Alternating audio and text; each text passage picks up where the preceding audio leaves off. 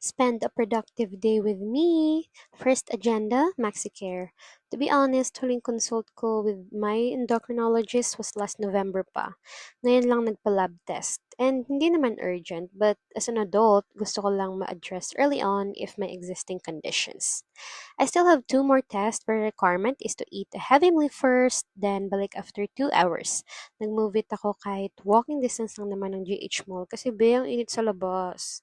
Siyempre, where else to eat but Nanyang my fave. My usual order is the Hainanese fried chicken with iced malacca, but di pa ako nag-coffee kaya I ordered iced coffee malacca instead. Isa sa mga comfort food ko. The best part about being an introvert, magala sa mall habang maaga pa kasi wala masyadong tao. Ang calming ng vibes. Nakabalik na ulit ako nito sa GH Mall galing MaxiCare and I'm done with all my lab tests. Went inside Muji and stroll lang.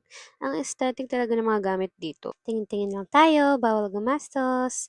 Katabi lang niya yung Disney store and I was looking for Gary the Snake merch from Zootopia kaso wala talaga. Buti safe ang wallet. Next stop, itong camera store, Wonder Photoshop, and found that they develop films.